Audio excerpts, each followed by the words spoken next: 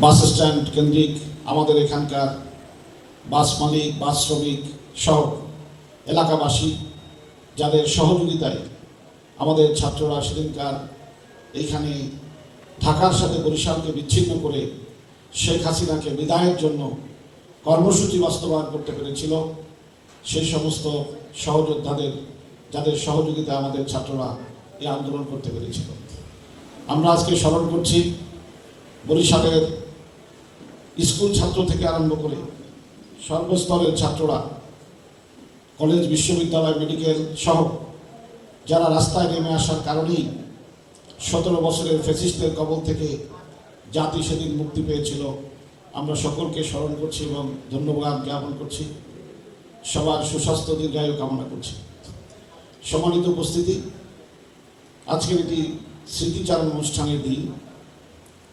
জুলাই একদিনে হয়নি, দীর্ঘ 17 বছরে মানুষ, এদেশের মানুষ তাদের মৌলিক অধিকার থেকে বঞ্চিত হয়েছিল, ভোটাধিকার থেকে বঞ্চিত হয়েছিল, আইনের শাসন থেকে বঞ্চিত হয়েছিল, সংবাদপত্রের স্বাধীনতা থেকে বঞ্চিত হয়েছিল, অর্থনৈতিক মুক্তি থেকে বঞ্চিত হয়েছিল, রাজনৈতিক স্বাধীনতা থেকে বঞ্চিত হয়েছিল।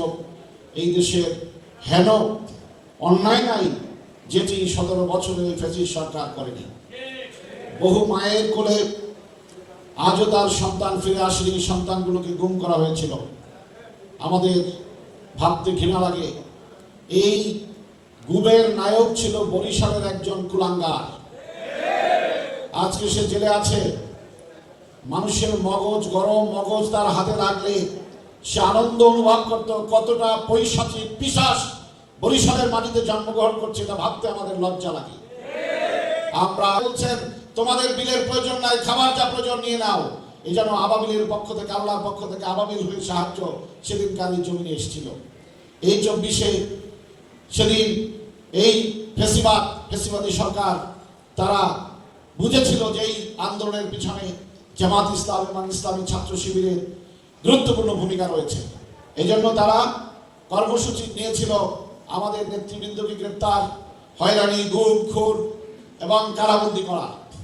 আমিও 24-এ জুলাই সেদিন 24 জুলাই রাতে গ্রেপ্তার হয়েছিলাম জেলখানায় থেকে। আন্দোলনে আপনাদের যে ভূমিকা সেগুলো আমরা মাঝে মাঝে শোনার চেষ্টা করেছিলাম, কিন্তু 24 জুলাইয়ের পরে জেলখানায় আমরা যেন আরেকটি বাংলাদেশের মধ্যে ছিলাম। কারণ জেলখানার মধ্যে বাহির থেকে যে পুলিশরা যেত, এই পুলিশদের সহযোগিতা ছাড়া অন্য কোনো উপায় আর বাহিরের পরিস্থিতি জানার কোনো সুযোগ ছিল না। আত্মীয় স্বজনের দেখা সাক্ষাৎ নিষিদ্ধ। পত্রিকার যে অংশটুকুতেই আন্দোলনের খবর আসতো সেটুকু কেটে রেখে তারপরে আমাদের কাছে পত্রিকা পৌঁছানো হতো। জেল পুলিশদের মাধ্যমে আমরা কিছুটা জানার চেষ্টা করতাম এবং তারা কিছুটা সহযোগিতা করতো আমাদেরকে আন্দোলন কিভাবে চলছে। আমরা যখন, আমি সহ আমাদের 4 জন ভাই ছিলেন, আরো আমাদের সহযোদ্ধা বিএনপি, ছাত্রদল, যুবদলের অনেক ভাইরা ছিলেন, তারা হতাশ। সারাক্ষণ আমার চতুর্পাশে এসে বসে থাকতো, তাদেরকে সান্ত্বনা দেওয়ার চেষ্টা করতাম। 1 আগস্ট যখন সংবাদ আসলো, আমরা জানতে পারলাম যে আন্দোলনের জন্য শহীদ মতিউর রহমানের জন্য 82 বছর বয়সে প্রফেসর গোলাম আজম কারাবন্দী হয়ে জীবন দিয়েছেন। সেই আন্দোলনকে নিষিদ্ধ করে দেওয়া হয়েছে। সকল ভাইয়েরা সেদিন আমার কাছে দৌড়ে এসেছিল, প্রত্যেকের চোখে পানি, কিন্তু দায়িত্বশীল হিসেবে নিজের মুখের মধ্যে প্রচন্ড ঝড় চলছিল, কিন্তু জনশক্তির সামনে সেটি প্রকাশ করার সুযোগ ছিল না। একাকি কখনো এখানে গিয়ে ওখানে গিয়ে চোখের পানি ফেলতাম। আর আল্লাহর কাছে যে আল্লাহ, এটা কি হলো যে আন্দোলনের জন্য বাংলাদেশে আমাদের বহু ভাইয়েরা গুম হয়ে গেল, আমাদের 5 জন নেতাকে তুমি শহীদ করলা, কোরআনের পাখিকে আমাদের মাঝ থেকে নিয়ে গেলা। সেই আন্দোলন আজকে নিষিদ্ধ হবে, আর বাংলাদেশে হাজার হাজার ছাত্ররা জীবন দিচ্ছে, এই রক্তগুলো বৃথা যাবে না, তো হতে পারে না। আমরা অপেক্ষায় থাকলাম, আর হৃদয়ের কষ্ট শুধু আল্লাহর কাছে বলতেছিলাম সেদিন। সেই অনুভূতি, সেই বেদনা আসলে ভুক্তভোগী আপনারাও কষ্ট পেয়েছিলেন, কিন্তু আমরা যেখানে ছিলাম সেখান থেকে সেই কষ্ট বোঝার অনুভূতি আমরা বোঝাতে পারবো না। সেদিন আমাদের নিষিদ্ধের সংবাদ শুনে আমাদের বন্ধু বিএনপির ভাইয়েরা, ছাত্রদল, যুবদলের ভাইয়েরাও সন্তুষ্ট হয়নি। তারাও কষ্টে অনেকেই এসে আমাকে জড়িয়ে ধরে চোখের পানি ছেড়ে দিয়েছিলেন। আজকে কি হবে? আপনাদেরকে নিষিদ্ধ করে দেওয়া হলে বাংলাদেশে আন্দোলন জমবে কিভাবে?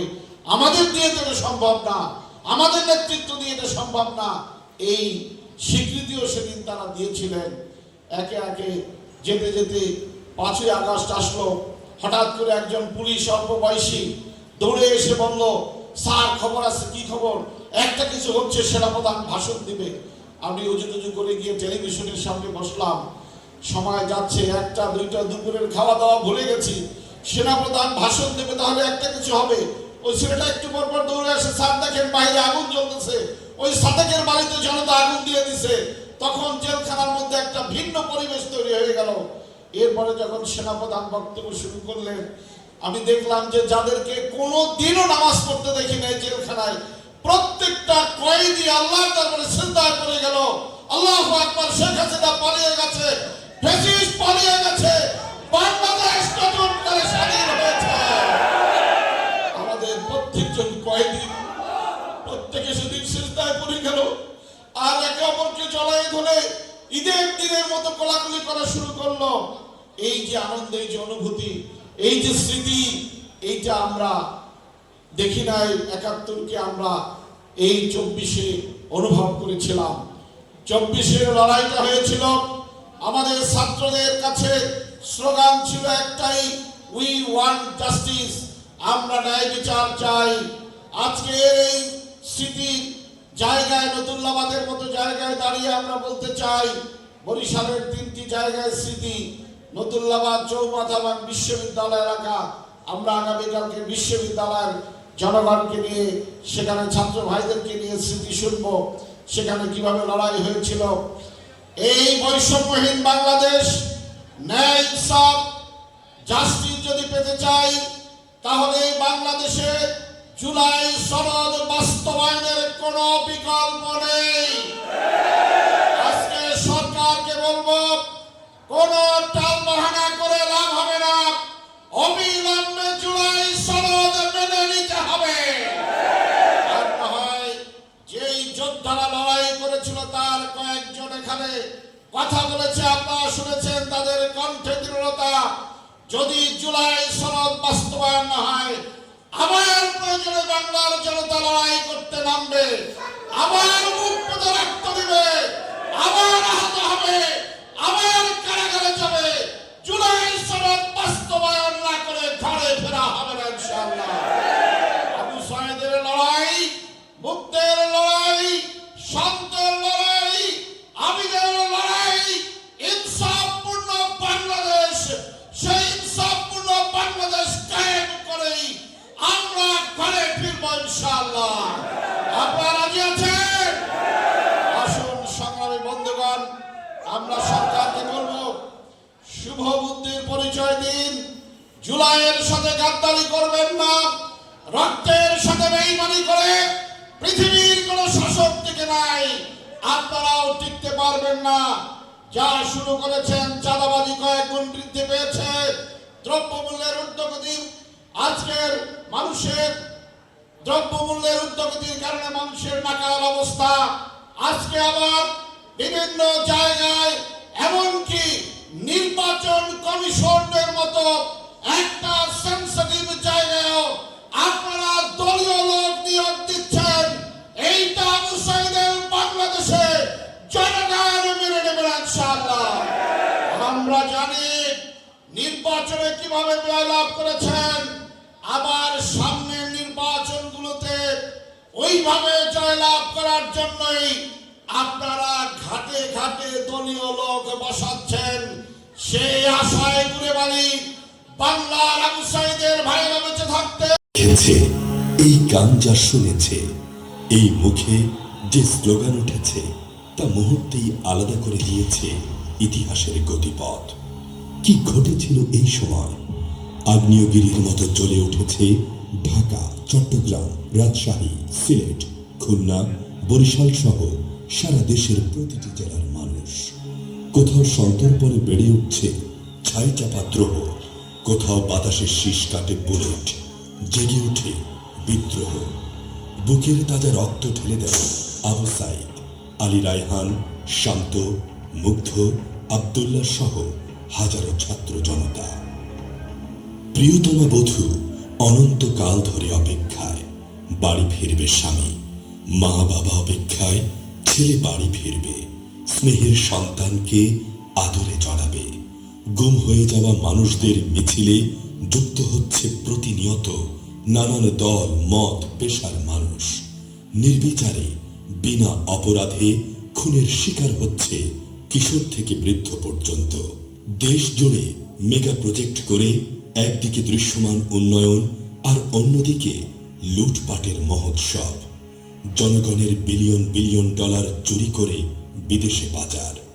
মুক্তিযুদ্ধকে ঢাল বানিয়ে পুরো দেশকে এক ভয়ঙ্কর অর্থনৈতিক ও রাজনৈতিক সংকটে ফেলে সন্ত্রাস আর লুটপাটের গডমাদার শেখ হাসিনা চেপে ধরেছিল স্বাধীনভাবে মত প্রকাশের সকল কণ্ঠস্বর। 2006 সালের 28 অক্টোবর লগি বৈঠা দিয়ে পিটিয়ে মানুষ মেরে লাশের উপরে ঘৃণ্যভাবে নৃত্য করে শুরু হয়েছিল এই ধ্বংসকাণ্ড। 2009 সালের পিলখানা হত্যাকাণ্ডে দেশপ্রেমিক বীর সেনানীদের নির্মমভাবে হত্যা করার মধ্য দিয়ে সামরিক বাহিনীর মেরুদণ্ড ভেঙে দেয়া হয়। সরকার হয়েও কি অবলীলায় দুর্বল করেছে তারা আমাদের প্রিয় স্বদেশের সার্বভৌমত্ব। 2013 সালে শাপলায় ম্যাসাকার, রাতের আধারে আলো নিভিয়ে আলেমদের নির্বিচারে গুম, খুন, একের পর এক টিভি চ্যানেল বন্ধ করে দেয়া, শাহবাগে ফ্যাসিবাদের জন্ম দিয়ে বিচারের নামে প্রহসন করে একে একে জামায়াত ইসলামী নেতাদের ফাঁসি দিয়ে ন্যায় বিচারকে প্রশ্নবিদ্ধ করেছে তারা। দেশের বিচার বিভাগ ও প্রশাসনকে নিজেদের গুন্ডা বাহিনী বানিয়ে নৃশংসভাবে দমন করেছে সকল বিরোধী দলমতের কণ্ঠস্বর। 2018 সালে কোটা আন্দোলন ও নিরাপদ সড়ক আন্দোলনে ছাত্রলীগের সন্ত্রাসী দিয়ে সাধারণ শিক্ষার্থীদের রক্তাক্ত করে দমন করার চেষ্টা করা হয়। বিরোধী সকল